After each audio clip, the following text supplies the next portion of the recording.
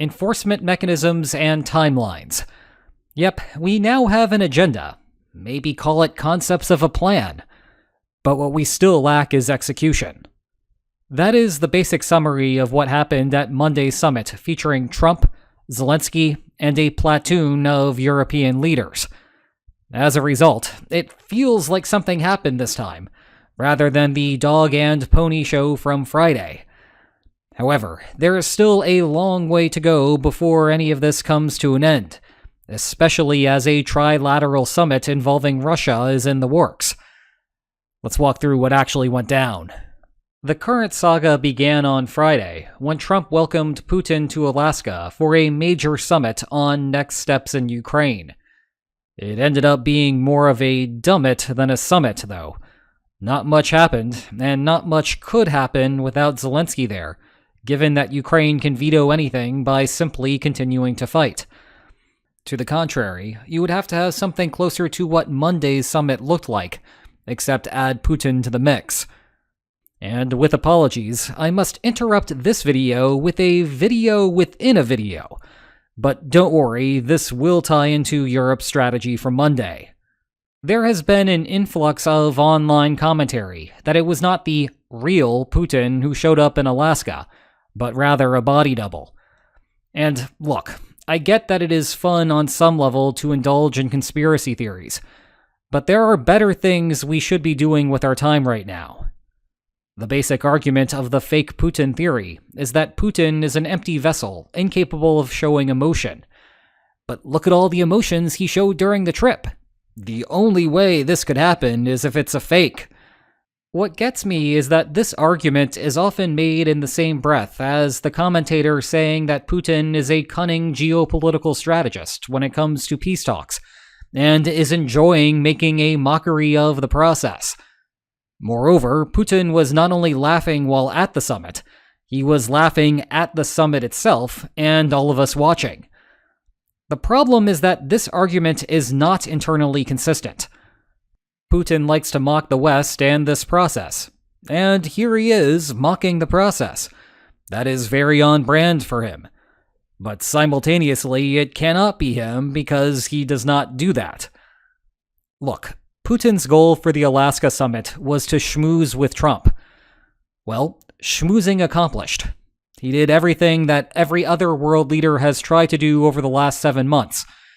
Well, minus Zelensky that one time. And we saw what happened as a consequence of that. And now you can see how this is tying back to the summit from Monday.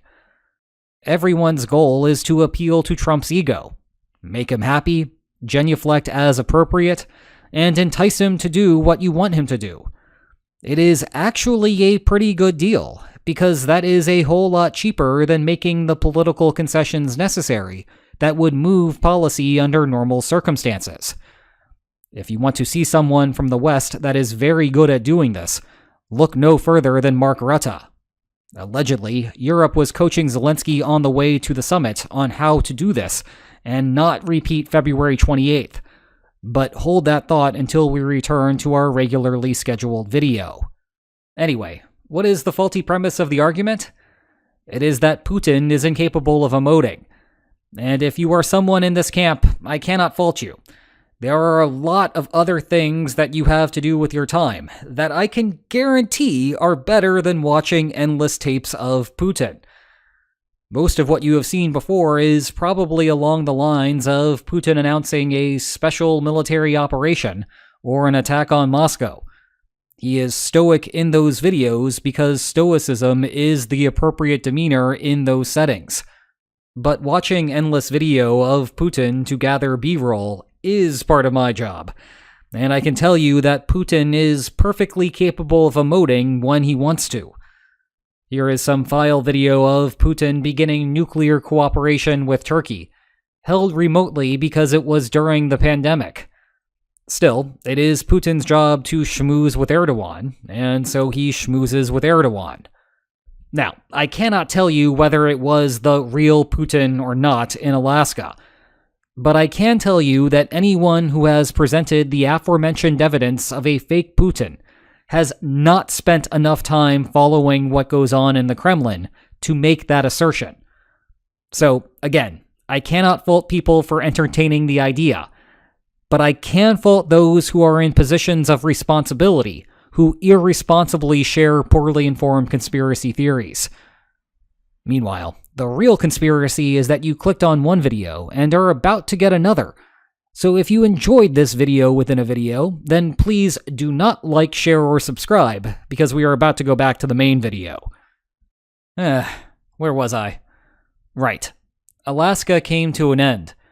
Trump got back on Air Force One and informed Ukraine and the rest of the European partners about what happened. That quickly led to the announcement of a second summit on Monday in Washington with Zelensky, and then the main European partners decided that it would also be worth the trip for them.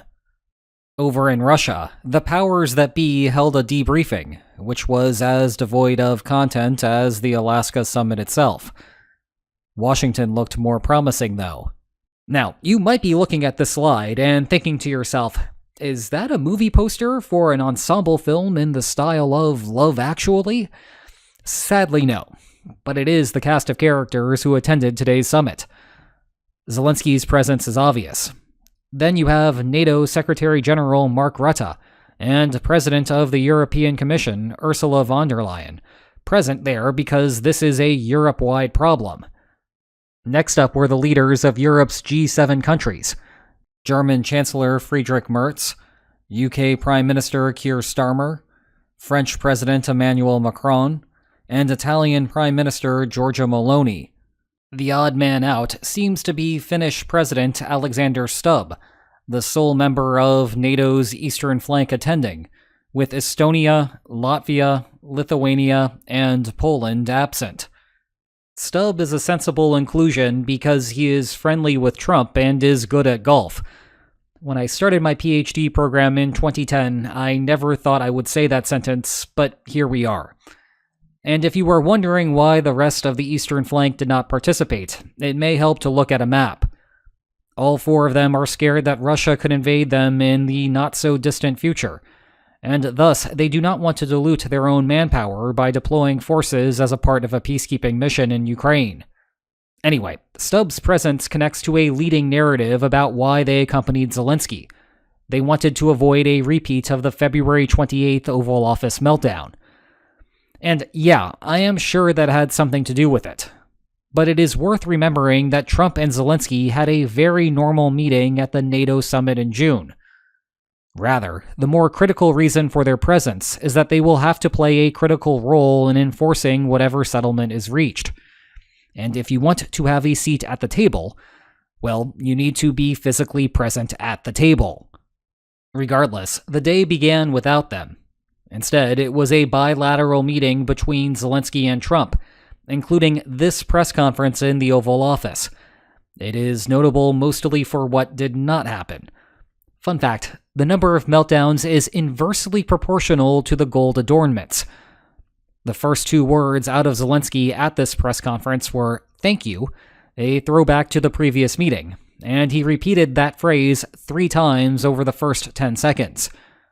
In another callback to February, there were some mild jokes about the suit that Zelensky chose to wear, with the comedian-turned-president firing jokes right back. The Western coalition collectively let out a deep sigh of relief at this point, as the conversation headed toward witty banter, and not a thorough examination of how many cards everyone was holding. One notable difference between Monday and last Friday was that the press conference was an actual press conference, with questions from the media answered by the two. Now, those questions touched on a bunch of off-topic issue areas, like the National Guard in D.C. and the security of electoral ballots. And there were plenty of non-answers too, especially on whether the United States would or would not provide security guarantees. Then again, if you spend any time watching politicians take questions from the press, you would know that this is par for the course. The point is, there were some leading questions that could have sent the whole thing off the rails. This time, though, everything stayed on track. Separately, Europe's Elite Eight had lunch and mulled existential questions, like whether Zelensky's outfit did indeed constitute a suit, which was also what Polymarket was up to, because of course there were bets on whether Zelensky would wear a suit to the Oval Office this time. Just so we're clear, I made up that first part. The second part is real, though. Everyone then transitioned to the substantively more important segment of the summit, a 9-way forum to discuss the terms of a settlement. The short summary is that this was another moment of Western optimism. They basically went around the table discussing their commitments to Ukraine and why a lasting peace is important. The only problem here is that at some point, you have to get down to brass tacks, and there was no real depth to the conversation there. Or, to use some terminology that may be more familiar to Americans, they do not have a plan so much as they have concepts of a plan. Because this is a video about the summit itself, I am going to keep this part brief.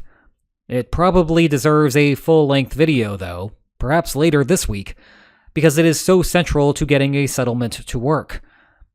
In the aftermath of the Alaska summit, the Trump administration's target turned from getting a ceasefire to getting an end settlement, as in a final settlement. This disappointed Europe because a ceasefire would benefit Kyiv. It would give Ukrainian soldiers time to develop entrenchments. That would both help Ukraine in the event that the ceasefire fails, and give Ukraine better leverage at the bargaining table in case it works. Unfortunately, the deeper problem here is that Russia can always veto a ceasefire proposal by continuing to, fire. So as much as the change in the Trump administration's position may frustrate Europe, it always has been the case that Russia has to be coerced into a ceasefire, and the West overall has not done enough to do that so far. I am spreading the shortcoming all the way around here. Ukraine on the battlefield, Europe for not sanctioning Russia enough and not spending enough, the United States for also not spending enough and on leadership as well. And if we can move on to the next part of this, it is a similar story with enforcement. Suppose that you want to artificially end the conflict before Russia thinks that it has captured an amount of territory commensurate with what it could get through a military conclusion. Then you need a system that makes sure that Russia does not try this whole thing again.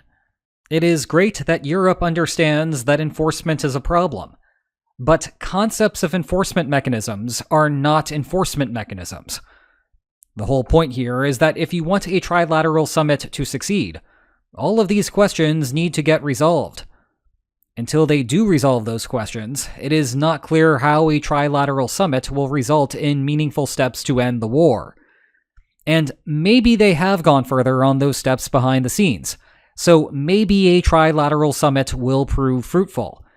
But if they have gone further, it is weird that they would talk so much about ceasefires and enforcement publicly, but be completely vague on the details. Meanwhile, I have concepts of what a good book looks like. These are two great examples. Check the video description for more information about them. And if you enjoyed today's video, then please like, share, and subscribe, and I will see you next time. Take care.